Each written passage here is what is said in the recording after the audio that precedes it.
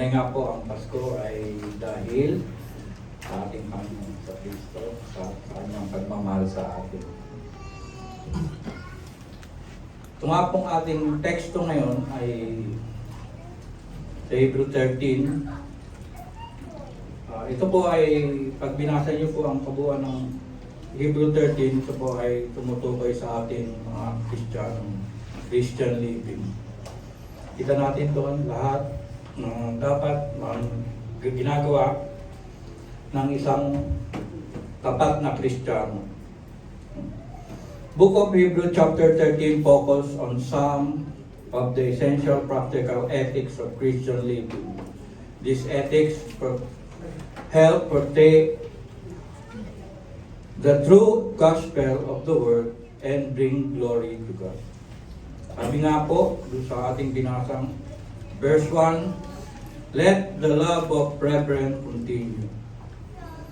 Specific Christian living po ay sabi, by continuing the love relationship of God to human. Ito po ay sinulat ng author para ipaalala sa atin na pagpatuloy po natin na pagmamahal natin sa ating mga mananampalataya, sa ating mga kapatid kay Kristo. Huwag po natin iwaglit dahil yun po ang tinutukoy dito sa yung continuing, ibig sabihin po ay reconciliation, pagkakasundo. Kasi ang unang nagmahal naman po sa atin ay ang ating Panginoon. Amen po. Kaya po may Pasko. Dahil po sa pagmamahal ng Panginoon, kaya niya po binigay ang kanyang bugtong na anak, pinanganak, in December, nagkaroon po tayo ng Pasko. Meron nga po akong napanood na isang pastor, sabi niya, di ba ang Pasko ay kapanganakan ng ating Panginoon sa Kristo? Kaya nagsasalo-salo tayo, kakaroon tayo ng party, may dala-dala tayong regalo, pero kani-kani natin binibigay. Hindi doon sa may birthday. Pero pagka ikaw ang nag-birthday, nagyaya ka sa bahay nyo, o birthday ko bukas, lahat ng regalong yon para sa iyo. Pero ba't ganun? Pag-birthday ng Panginoon sa Kristo, kani-kani natin binibigay natin regalo. Dapat po, okay lang naman po yun. Kaya lang, dapat lang talaga pagpatuloy natin ang ginawa ng Panginoon sa Kristo. Alalahanin natin na ang kanyang kaarawan ay isang regalo sa atin para tayo ay magkaroon ng buhay na walang hanggan. Ang gusto ng Panginoon ay love na yun ay to continue through proper relationship sa kapwa po. Bilang ang gusto po ng Diyos talaga ay pagpatuloy natin na mahalin natin ang bawat isa. At bawat natin kapatiran, araw-araw, alam naman natin na dumadaan lahat tayo sa anumang problema. Kaya ang unang puntos po natin ay Christmas harmony. No? Ito po ay makita natin sa verse 2 hanggang verse 3. Sabi po dito, palaging maging bukas ang inyong pintuan sa mga taga-ibang bayan or strangers. Ligid sa kanilang kaalaman, may ilang nakapagpapatuloy na ng mga anghel. Alalahanin ninyo ang mga bilanggo na para kayong nabilanggo rin kasama nila.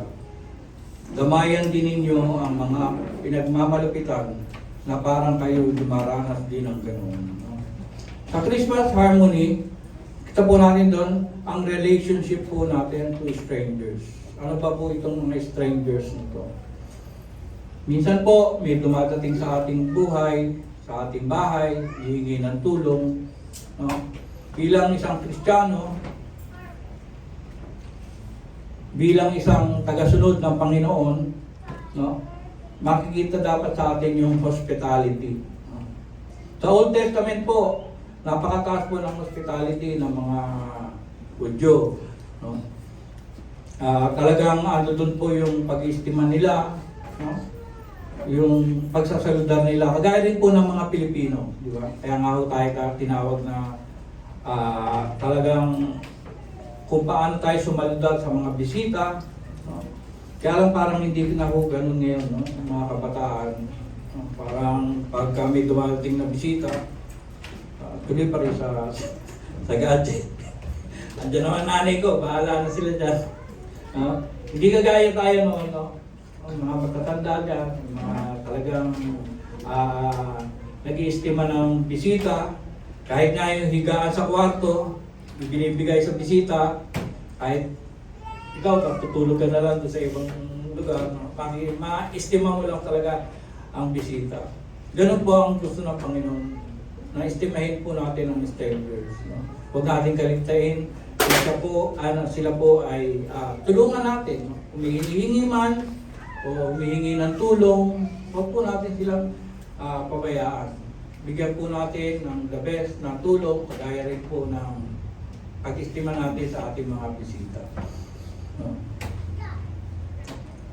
Sa Old Testament nga po, di ba, yung sinasabing huwag niyo itago ang inyong ilawan, kailangan mo ilabas. Kasi ang mga tao noon ay naglalakbay, parang hospitality na nila rin para hindi sila maglakbay sa dilim. Ganon din po sana tayo, no, dito sa atin ngayon. No? Ibalik natin yung ganong kaugalian. No? Kasi sa Amerika po, hindi ganon ng mga tao. No? Wala sila ng ganon kagaya sa Pilipinas. Na talagang nag-iistima ng mga bisita. At ginagawa po natin yun, parang ginagawa rin natin sa Panginoon. Kasi mga aba po yun. Gaya po nung ginagawa natin nung December 15, no? Tayo po ay tumulong, tayo ay naghanap ng mga tao na talagang nangangailangan, na ibigay natin yung dapat nilang matanggap, na konting tulong. Bagamat napakaganda po ng mensahe ng ating ginawa, no? Na nakita natin na talagang napakarami po ng mga nangangailangan. Christmas harmony ay isa pa ay relationship to prisoner. No? Sabi nga doon, dapat igalang, alalahanin ninyo ang mga nakabilanggo na para kayong nakabilanggo na rin kasama nila. No? Ito pong libro ng aklat ng Hebreo ay marami daw pong author to, no? Kasi wala talagang specific na author ang Hebrew. Sabi nila, Pablo, sabi naman may Luke, meron namang iba, Silas, marami po. Pero pagdating po sa teksto na to, yung pagtulong sa mga nakakulong, ay naranasan po ni Pablo to, di ba po? Siya po ay nakakulong, talagang ginamit siya ng Panginoon. No? Sa kulungan, marami siyang nag-preach din siya sa kulungan, marami siyang napatanggap sa kulungan na nakakilala sa Panginoong sa Kristo. Huwag po natin kalimutan na ang mga nakakulong, hindi naman po lahat yan may kasalanan. Meron lang po dyan, minsan napabintangan, minsan talagang yung kumbaga makapangyarihan, yung kalaban, at napunta sa ganung sitwasyon. Gaya din po nakausap na pagkwentuhan namin ni Pastor Ali na siya rin po ay 7 taon na nag-vision sa mga prison. Pero ngayon po, parang sa mga kabataan, no, parang wala na po nag-mission ata sa mga kulungan. Kagaya po namin noon, bahay ho namin kasi nung nasa Santa Cruz kami, natira kami. Yung harapan namin, babakante, tapos isang malaking bakod, bilibid na po yun. Kaya pagka umuugong umuugong sa bilibid. Nakakatawa kasi baka may nakakawalang prisoner. No? Pero ministry din po kami sa prisoner. Pero makikita naman po natin talaga kailangan po nila ang salita ng Diyos. Ibahagi po natin sa kanila ang salita ng Diyos. At talagang yung gutom na gutom sila sa salita ng Diyos. Kaya nga sabi po, yun nga po, si Apostol po ay nakaranas ng pagkakulong, gayon din ang kanyang ginawa, ang nag-preach siya, nilapit ang mga preso sa Diyos. Acts 16:24 and 25. Pagtapos po ng Christmas harmony, doon naman po tayo sa verse 4 and 5. No? Christmas home. Dapat igalang lahat ang pagsasama ng mag-asawa at maging tapat kayo sa isa't isa sapagkat kahatulan ng Diyos ang nakikipay at nangangalunya. Christmas home represent ng husband.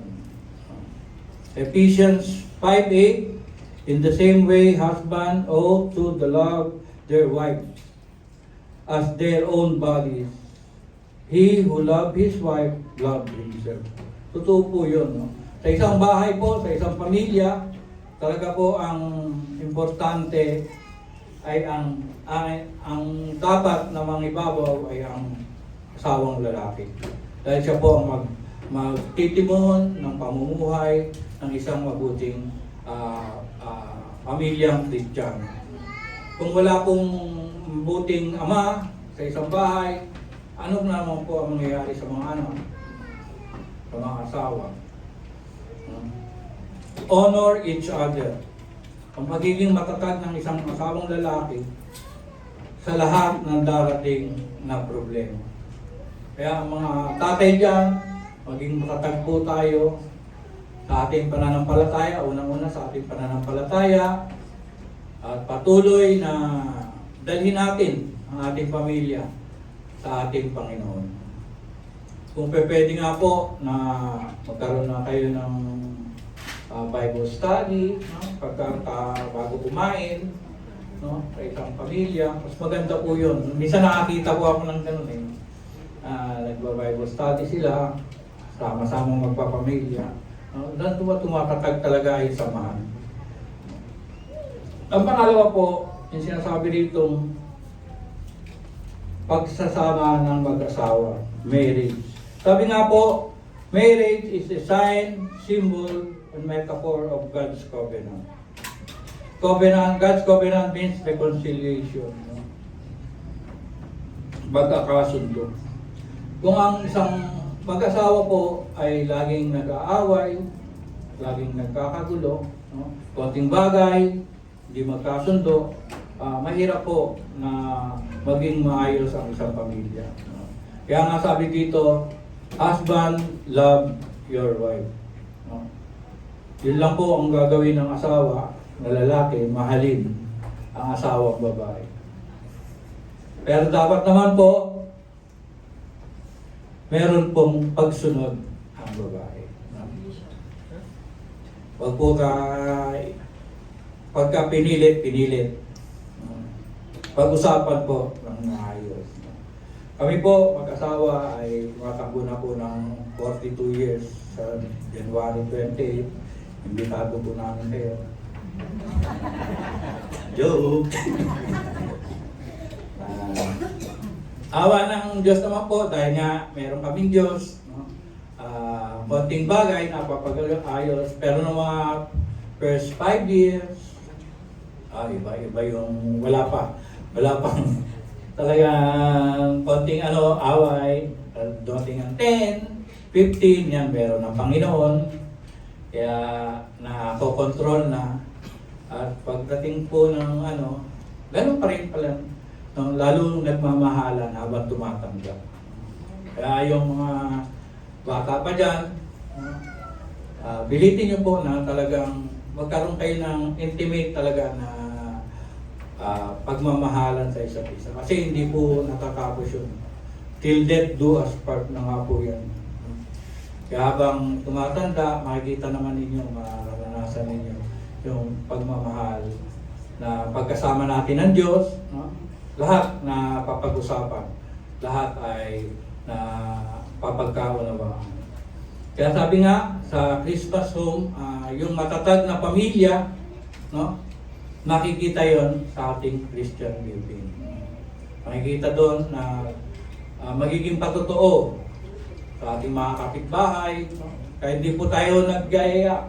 Makita lang na ay, mag-asawa na yun, talaga yung pamilya na yun, talaga makikita natin na maayos, no? Talagang nasunod sa panuntunan ng Diyos. Sabi nga po, pag si Kristo daw po ay bumaba na, hanapin niya ang kanyang bride. No? Sino po yun? Tayo. Tayo po yung bride ng ating Panginoon, church. No? Si Kristo ay tapat sa kanyang bride. Tayo po na ngayon ay Pasko, unahin natin ang ating pamilya, no? Nagkakaroon ng gathering ngayong December 25, no? Kaysa sa mga barkada tayo pumunta, dahil meron pong kasiyahan ng barkada, may reunion, no? Unahin po natin ang ating pamilya. Kasi yun po ang kinalulugdan ng Diyos, ang ating pamilya. Dito po tayo sa pangatlo, Christmas help. Ito po ay medyo maanong topic. Verse 5 to 7. Huwag kayong magmukhang pera at masihang kayo sa anumang nasa inyo, sapagkat sinabi ng Diyos, hindi kita iiwan ni pababayaan. Kaya buong tapang nating sasabihin, ang Panginoon ang tumutulong sa akin. Hindi ako matatakot. Ano ang magagawa sa akin ng Diyos? Alalahanin ninyo ang mga dating namumuno sa inyo, ang mga nagpapahayag sa inyo ng salita ng Diyos. Isipin ninyo kung paano sila nabuhay, ay tularan ninyo ang kanilang pananampalataya sa Diyos. Yung Christmas help po dito ay yung love of God. Hindi po love of money. Hindi po ito about money, it is about the help of God. The love of money is the root of all evil. Sabi nga po ng 1 Timothy 6:10. Kung ano po ang meron tayo, dapat po masiyahan na tayo. Sabi nga ni dating nabubuhay pa yung may-ari ng Apple, no, si Steve Jobs, na malapit na siyang mamatay, may mga sinabi siya na bakit kailangan ko pang bumili ng Rolex, pwede naman Casio o kaya Timex, parehas din ang oras. Bakit pa ako bibili ng Mercedes-Benz? Pwede naman ako mag-Toyota, dadating din ako sa pupuntahan ko. Nung naisip niya yun siguro, dahil sa dami niyang pera, no, sana naitulong ko na lang sa tao. Kaysa ibibili ko ng magarbong buhay. Siya ang gusto talaga ng Diyos ay bukas ang ating puso, no, sa mga taong nangangailangan. Pero hindi ko sinasabi po na masama po ang pera. Kailangan po natin yun. Sino ba ayaw ng pera dyan? Gusto niyo naman po ng pera, no? Hindi ko sinasabi masama ang pera. Ang pera po ay malaking bagay sa ating buhay. Kaya lang, tandaan natin na ang Diyos po ang nagpo-provide ng pera. Sabi nga, the Lord is my helper. No? Huwag po tayong mapalisa kung tayo po ay kinakapos sa pera o sa pangailangan. Alam natin na tapat ang Diyos sa kanyang pangako. No? Hindi kita pagkukulangin, sabi nga po sa ating binasa. Hindi niya tayo pagkukulangin, hindi niya tayo iiwan. Kaya bakit po tayo mai-stress? Lalo na po ngayon, Pasko, talagang sa sobrang traffic, isa lang ang pupuntahan mo niyan, puro mall at bilihan. No? Nakakatamad na po lumabas. Kahit anong oras po, talagang mata-traffic kayo. No? Sa sobrang dami ng pera ng tao. Lahat ng sasakyan nakalabas na. Kaya napupuno po ang mga expressway. No? Dahil na iba po ang takbo ng mundo. Talagang pagdating ng Pasko, lumalabas po ang lahat ng klaseng pera na nakaipit sa alkansya, sa ilalim ng unan na ilalabas na. Para lang i-celebrate ang Christmas. Pero hindi po yun ang gusto ng Panginoon. Gusto ng Panginoon, alalahanin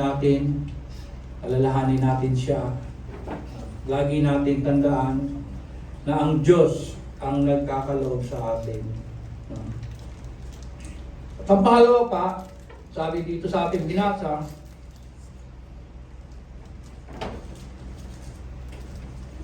alalahanin ninyo ang mga dating namumuno sa inyo at mga nagpapapahayag ng inyong salita ng Diyos. Isipin ninyo kung paano sila namuhay at tularan ninyo ang kanilang pananampalataya. Help our pastor. Wala man si pastor dito. Kaya pwede ko pong sabihin ito. Totoo po yun. Kailangan din po ng tulong ng ating pastor. Mga namumuna, mga nagpapastor. No?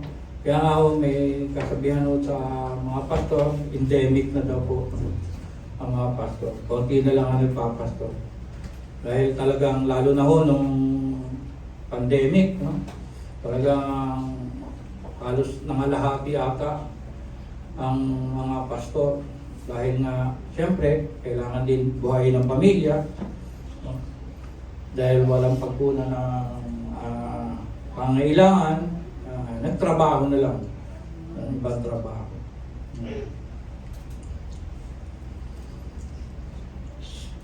Kasi po, ang mga pastor naman po ang siyang nagpapakain sa atin, spiritual. Lahat po ng natutunan natin, lahat ng ating ginagawa sa araw-araw ay binabahagi ng ating mga pastor. Kaya tayo tumarasag sa ating pananampalataya dahil sa kanila. Kaya wag po natin silang kalimutan. Sabi nga, give it to the ministry or minister.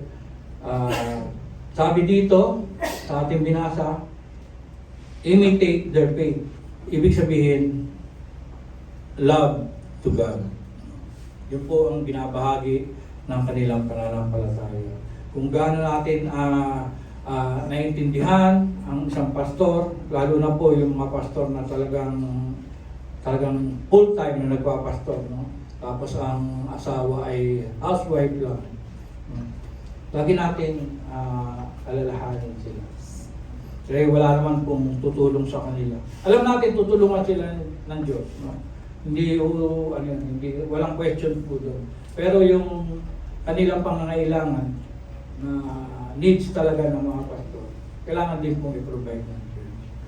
At sa huli po, Christmas Herald, yung pinanta po natin, the Herald. First, sabi po ng verse 8,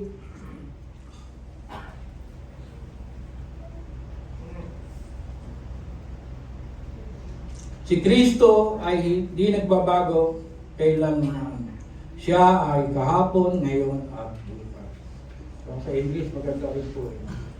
Sabi, Jesus Christ is the same yesterday and today and forever.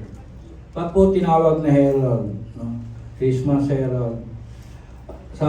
Ibig sabihin ng herald, a person or things that announces important news or is an official messenger. Tayo po yun.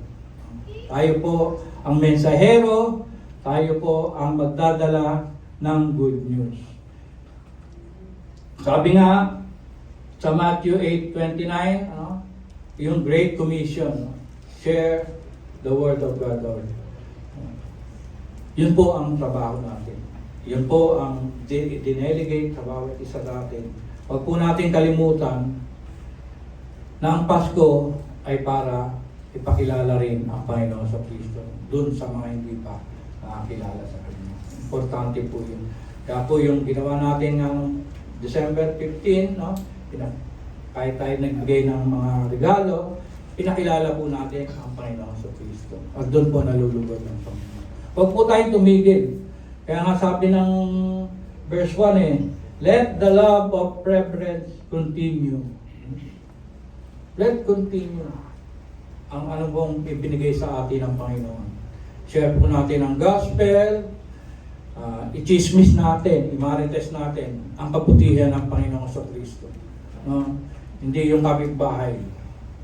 Ang kabutihan ng Panginoon sa Kristo. Mas maganda po yan. Nalulugod po ang Panginoon. Kaya ngayong Pasko po, sana po tayo ay magkakaroon ng sama-sama sa pamilya. Share po natin ang kabutihan ni Lord. Lalo na po doon sa ating mga kamag-anak na alam natin na wala pa pong pagkakilala. No? Iiwan po ba natin sila? No? Yung mga mahal natin sa buhay, na alam natin na ang puso ay ganun pa rin katigas. Pag-pray po natin. No? Share natin ang good news. Kaya Christmas Herald, share the gospel of Jesus Christ. Tayo po'y manalangin. Panginoon, tunay nga na napakadakilang sa oras na ito. Naway, Panginoon, na ang mensahe mo sa umagang ito ay i-practice namin na tunay na ikaw ang Pasko, Panginoon. Ikaw ang dapat namin ibahagi, ikaw ang dapat namin iregalo sa aming mga mahal na buhay. Naway, Panginoon, araw na ito, lalabas kami dala-dala ang magandang balita ng pag-ibig mo, Panginoon, dahil nga may Pasko. Salamat po, Panginoon, sa aming dalangin pangalan ni Jesus. Amen. Amen. Tayo pong lahat ay inaanyayahan po magsitayo. At bilang response song, atin pong i-celebrate at awitan ng ating Panginoon.